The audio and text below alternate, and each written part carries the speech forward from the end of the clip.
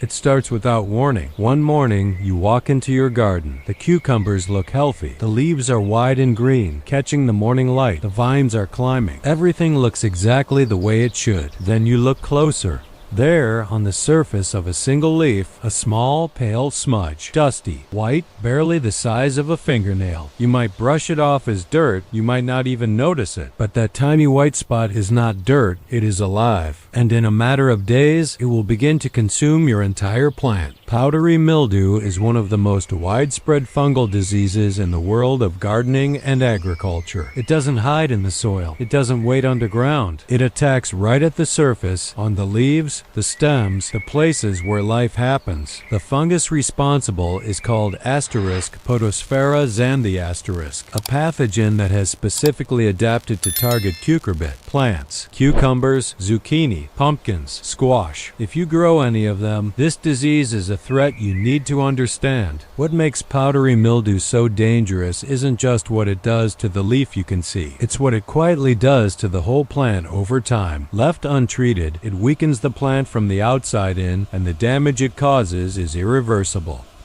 The first sign appears on the upper surface of a leaf, usually a lower, older one closer to the base of the plant. The spot is small, circular, powdery white, like someone tapped a piece of chalk against the leaf and walked away. Most gardeners miss this stage entirely. The fungus has already sent microscopic threads, called hyphae, into the cells of the leaf. It isn't breaking inside the leaf. It's attaching to the outer surface and feeding from the outside, drawing nutrients directly through the leaf wall. The plant doesn't even know it's being robbed yet. This is the critical window. The moment when catching it means everything. But most of the time, the spot stays invisible just long enough. Days pass. The white circle grows. It thickens, takes on a powdery, almost fuzzy texture. And then the fungus does something remarkable. It begins to reproduce. Thousands of tiny spores form on the surface of that original colony. And then the wind takes them. A single gust. An accidental brush of a hand. A watering can held too close. The spores lift off and land on a neighboring leaf. Then another. Then a leaf on the plant 3 feet away. Powdery mildew does not need rain to spread. In fact, it thrives in dry air. Unlike most fungi, it prefers low humidity, warm days, and cool nights. It doesn't need wet conditions. It only needs warmth and a surface to land on. By the time the second or third leaf shows symptoms, the invisible spread is already much further ahead. Now the transformation becomes visible, and it's striking. What started as a single white smudge becomes a thick, spreading layer. The powder no longer looks like a spot. It looks like the leaf has been dusted with flour. The coating expands outward from the center, filling the entire surface of the leaf. Upper side, then lower side, then wrapping around to the stem. One leaf, then the leaf beside it, then the next stem up. The white fungal layer moves through the plant like a slow tide, climbing upward and outward, coating everything in its path. Within a week of that first visible spot, multiple leaves may already be covered.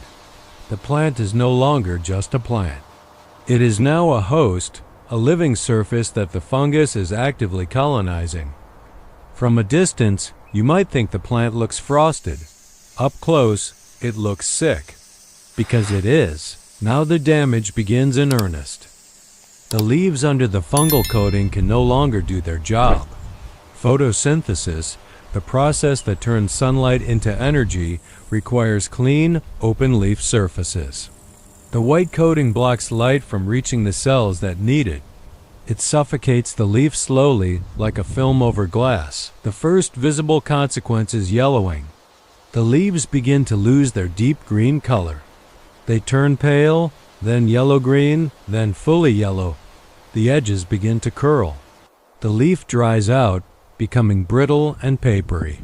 What was once a wide, healthy leaf becomes a dry, crinkled shell. The plant responds by pulling energy away from its weakened leaves, which means less energy for growth, less energy for new fruit.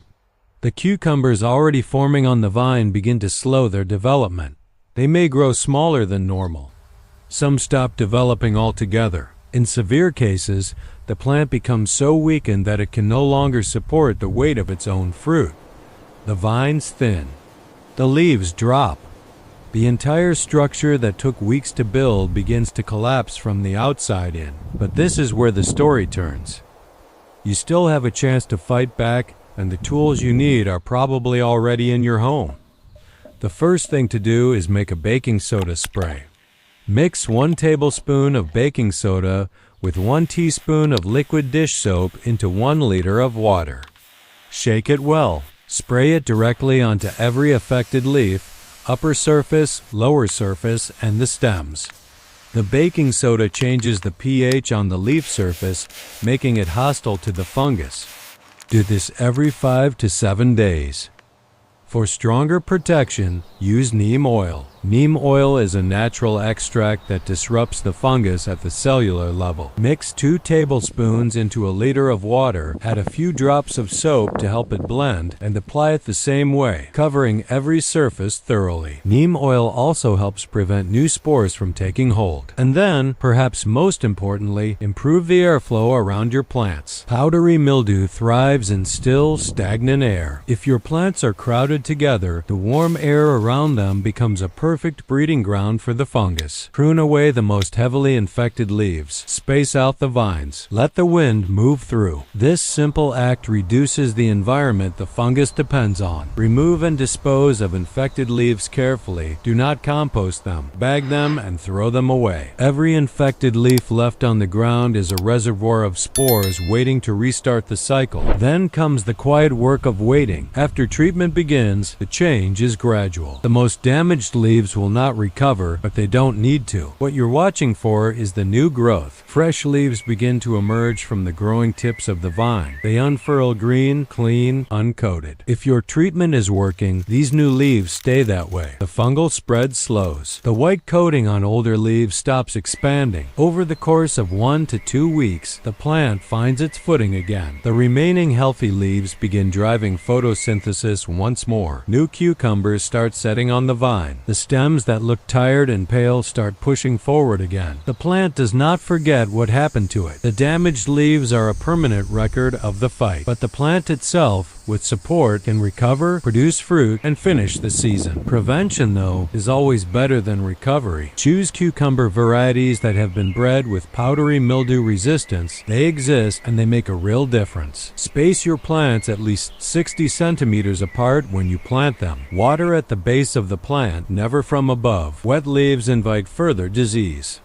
In humid or warm climates, consider a preventative baking soda spray early in the season before you ever see a white spot. Watch your plants, not once a week, every few days. The early stage of powdery mildew is a short window, but it is the most important one, because here is what this disease teaches every gardener willing to pay attention. The garden doesn't stay healthy on its own. It needs observation. It needs early action. And it needs the understanding that a small white spot, barely the size of a fingernail, is never just a smudge. It is the beginning of something you can stop.